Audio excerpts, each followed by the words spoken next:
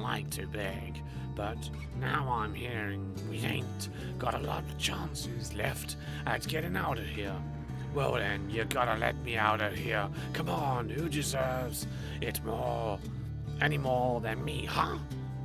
Mum's out there waiting for old Ricky to come home.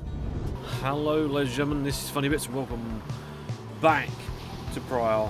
Once again, here we are with continuing we're going to continue our journey from where we left off. Before we do so, let's check into the Black Wagon and see what faults there are from. It's from Tizzo, of course. So let's see what Tizzo has to say. Well, to gather what we can from him. He doesn't actually speak any real words. Right. You find Tizio there in a Black Wagon, looking rather more despondent than usual. When you attempt to reach out to him, he barely acknowledges you. You almost run into Faye as you turn to leave. Oh, I'm sorry, mister. I was just waiting to come and check on little Tizzo there. I think maybe he's taken ill or something. On further inspection, it occurs to you that Faye perhaps is not off the mark, and that Tizzo is unwell for some reason. Come on, Tizzo, you're going to be alright. You might be the smallest of us, but I think you're the toughest.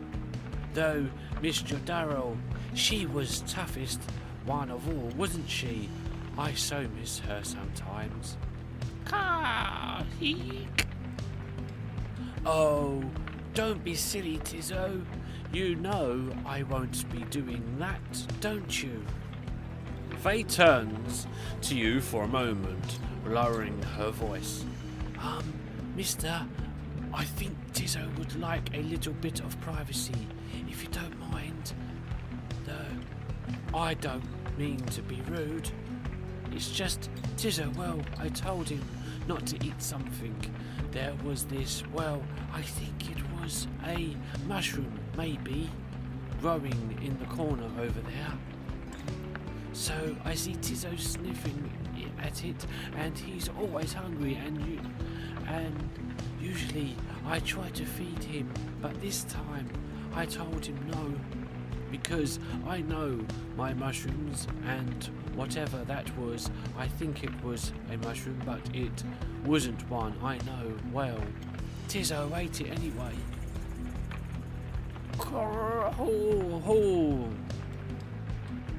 Faye, anyway, I think that he's going to maybe, cough it up, I guess. I think maybe at any moment now. Because when I ate things I thought were mushrooms around here, I coughed them up as well. They made me rather sick. Kind of like Tizzo over there. I hope that I'm not being inappropriate, because it's not polite, maybe. Oh, come to think of it, Tizzo, why don't we go outside? Because then I won't have to clean up after you, like the last time when you ate something I said maybe you shouldn't. Remember? Oh, don't worry, silly. If you're taken ill, then I think you're going to be fine once you have a little walk outside with me, because you're very tough. Tizzo is beginning to look better already. You're my best friend, Tizzo. I won't let anything bad happen to you, or at least I'll try it. Okay? I don't think anyone could stop us from eating things, though. Stop you from eating them. Anyway, then she snatches Tizzo up in her arms and whisks him out of the wagon with her. You hear her call back to you over your shoulder. Bye, mister. I'll make sure that Tizzo is alright. I promise, okay?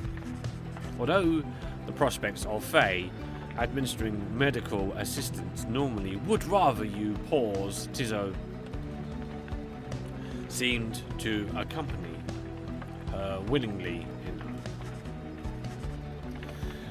The two have shared a rather close bond since they first made contact with the group.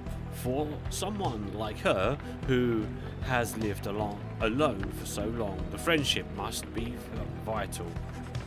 And as for Tizo, he must be impressed that a non-native of the downside seems to know her way around food safety even better than he. Yeah, it's important to you get used to the surroundings. You know who. You never quite know how to approach people, and then when you do, they can actually be quite friendly. And I guess what that Faye is, really. She's just a wanderer who happened upon people, who happened upon things. Yeah, okay, let's continue on. Right, let's take off then. And off we go. As the wagon soars across the skies above Waking Wood, you notice Wolfred appears lost in thought. You cannot sense straight away what he is thinking. Do not mind me, reader. It is simply that beginning here in this vicinity brings back a lot of memories and gives me much to ponder. I hid within those woods for many, many years, making preparations for our plan. I cast aside my remnants and became untraceable. There I waited for the plan to germinate, so it means a lot now to be here above that place at last. Quite the view, wouldn't you say, my boy? Yeah. Like how they can reach out to you in thought. Right, off we go. Continue up. Is that a rainbow? It's just some kind of... Oh, it's just circular things in the background. Right, have I gone too far? No, I think this is our landing point. Once we sail above the fall of Solomon, the temple of 8 scribes await us at the summit. None have seen the temple, save for those worthy to conduct the rites there, and myself and my counterpart, Celesta. You may then wonder whence it came. The circle of rites has turned since the beginning of this age over its course. Whilst waiting for the cycle's turns, some exiles thus paid tribute to the 8 scribes. I think the scribes may not have wanted such extravagance, or the carved infigences to them along the way. Yet it is for Triumvites to decide how best to honor the rites. They choose to honor them as you see there. How you remember this, of course, whenever you even wish to do so, that is yours to decide. The scribes will not want otherwise. Okay, so we gotta land.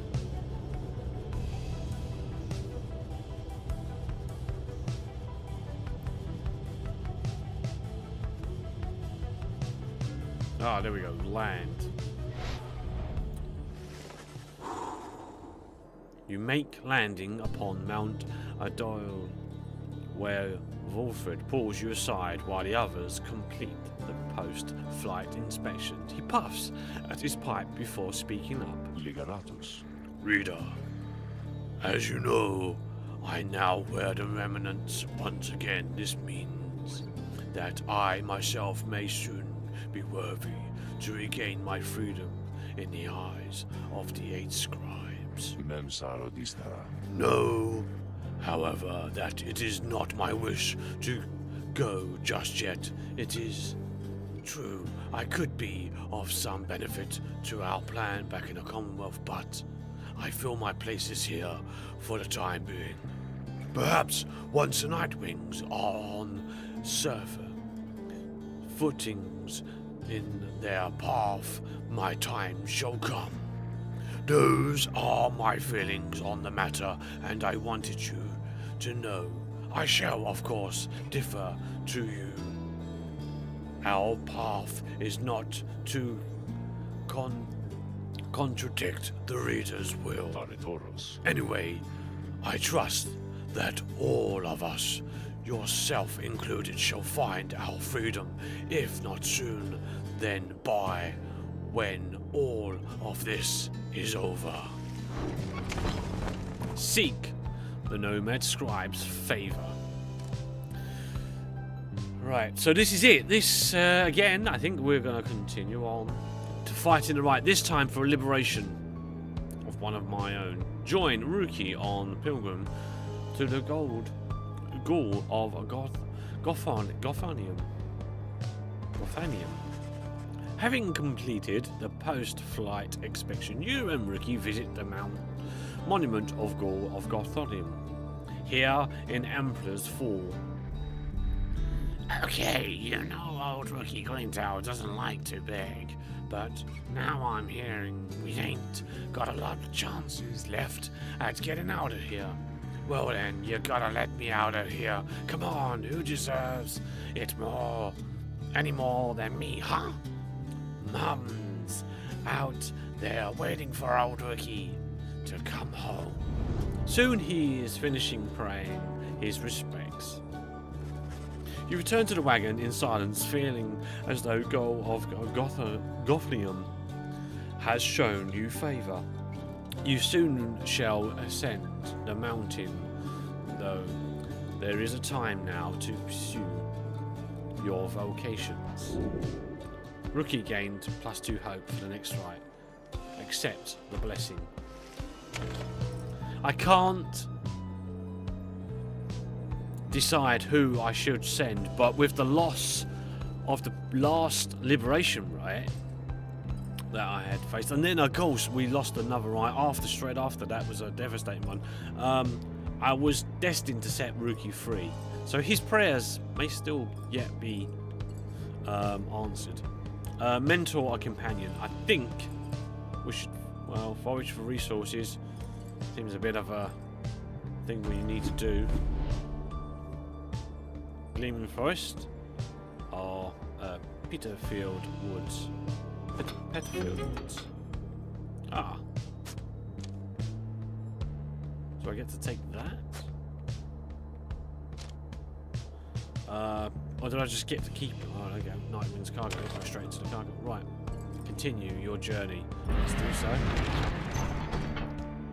And off we go. Right. Temple High Ground. Temple Christian.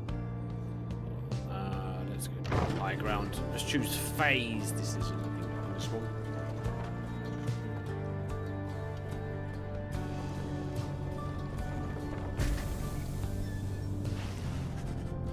En route to the mountaintop, you pass by monument to Lou Scholarin, and Faye happens to take notice. Is this all part of your plan, O scribes? I know I need not to ask. I know the path you have laid out takes many, many turns. Please help us navigate the path, my friends and I. We wish to find our way together with your blessings. Soon she is finished praying, paying her respects. As you prepare to continue your ascent, you sense that Lou Scholarin has shown her favour. Faye gained 2 presents for the next rite.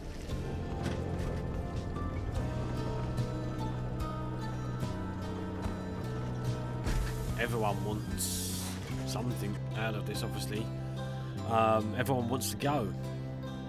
And I only have one chance to do it. You and your fellow exiles gather at the foot of the Scribe's Gate before an archway carved of stone where stands the Great Guardian. Salutium, Ceres. Greetings to you, Celeste. Thumb Salas. I sense the exiles of Nightwings have returned, even as the cycle of rites begin, drawing to close. The Nightwings accept this as the will of the scribe. The Gate Guardian laughs at this softly for some reason. Ausipra Urum. And you, Tariq, do you accept their will as well? But the lone minstrel does not answer her. Thema Quagram. It is no matter. Now, Nightwings, each of you come forth and state what it is that you seek whilst crossing Scribe's Gate. One by one, the Nightwings declare themselves. You all pass through as before. When Wolfred takes his turn, Celeste stops him. Pare. I see you wear the remnants once again. Explain? The circle of the rites is ending. While I do not know exactly why, I have my fears. One of my contemporaries, he who fell from the summit long ago, he lives and seeks his liberty. Again, he stands against us now and believes the Tremorite to be the true Nightwings. Perelipa Prale. I remember well the contemporary whom you mean. Then the Nightwings stand divided. Yes, and so I wear the remnants once again in case that is may help to right this wrong. For I am Vorfred Sandalwood, and I seek liberty for each of us, so that one day we all might stand shoulder to shoulder on the other side and bring our freedom to the people there. She considers Vorfred's words for a moment. Sentare. I see, then move along. The Guardians of Scribe's Gate regards you all, and then she beckons you onward. Orgas Gratas. The 8 scribes bid the Nightwings welcome. Go forth with glory. Samea. Celeste, Kivaret. what is it? Tariq, Voltelorigas. the will of the scribes. Long have we both followed it.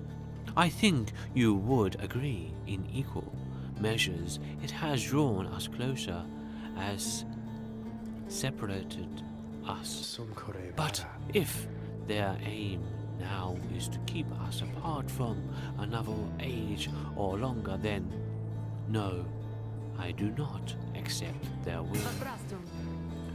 Your blasphemy, Tariq, and at the gates, no less. But the lone minstrel simply puts his hat back on. Atmare lorigas. Then may the scribes themselves admonish me. Until tomorrow night, Celeste. Bit of a flirt is old Tariq. He's trying to get it on with Celestial.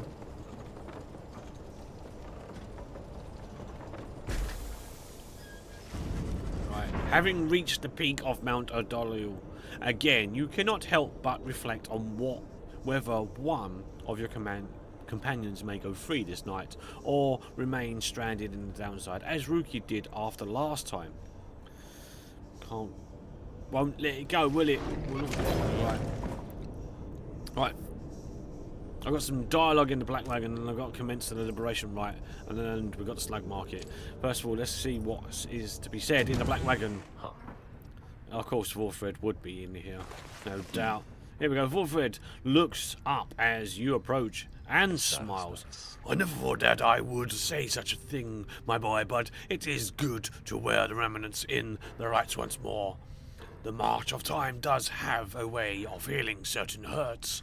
Besides, the Nightwings of today, we are very different beasts than the Trumavite which took me in almost a decade ago.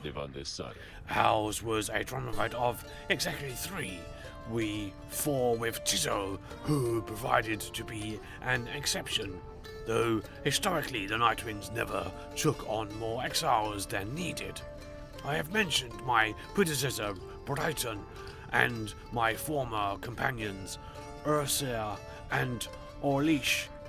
Perhaps naively, I had hoped my time with them would not be relevant directly to what we now attempt. But seeing as our stories are now intertwined, do let me know if there is more you wish to learn from them. Okay. Ask about Brighton. You inquire about Brighton, who understand was liberation prior to when Vorfred first joined the Nightwings. I never met Brighton in person, but I know him rather well by now, though for that matter, my boy, so do you. He studies your reaction for a moment, then. Brighton was born wealthy, but not special, otherwise you would have no reason to have heard of him. He was exiled for neglect, misconduct. I do not know exactly why, and do not care for spreading rumors.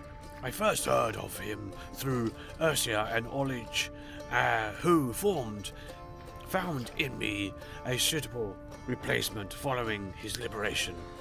They spoke little of him. Orlich gave the impression they did not see eye to eye, but he assured me I soon would hear from him myself. Indeed, as I became accustomed to the book, which you know well by now, I soon began to hear the voice. Fulford looks at you as if to see if you yet take his meaning. You see, my boy, after Brighton's liberation, I assumed a new identity within the Commonwealth and a new responsibility to the Triumvirate which liberated him. That voice you hear from time to time, whenever the stars align, it's his. He is no longer Brighton. He is now none other than the Archegust Adorables, the ninth himself. Is that 9? Yeah, I think that's 9. Liberated exiles retain certain burdens to their old Triumvirates. They have much to thank them for, not just their freedom, but their exiled status in the Commonwealth. The theatric rules of the Commonwealth, they do not wear masks and remnants simply for the sake of ceremony. They are not who they appear to be. Their public past are nothing but fabrication, like Brighton. They once were exiled too. Brighton, the voice, he has no love for either one of us by now. He knows full well that we attempt to do, yet he is bound by tradition of the rites. He shall always stand on ceremony and complain, but I think he knows deep down that he is powerless. How ironic that one of such high status in the Commonwealth should be so frightened of some long-forgotten exiles such as we. Anyway, that's Brighton for you. He must have seen in you the potential to be one of his stench supporters from a time. If that's a path you had wanted to pursue, I should apologize. Now then, who else should we talk about? Right, so let's talk about Orissa. You ask about Orissa, who you understand betrayed Orlich at the moment of his liberation, but then perished in the shimmering pool. I'm afraid you know the burnt of it, my boy. But I suppose you ought to know something of Ursa's past. Let's be quick to judge her solely by her actions.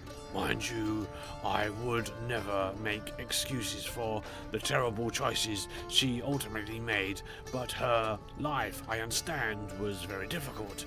Ursula had been exiled for the foulest of acts. You called see it plainly braided on her face, such with heroinesses of what she did in the eyes of the Commonwealth. She was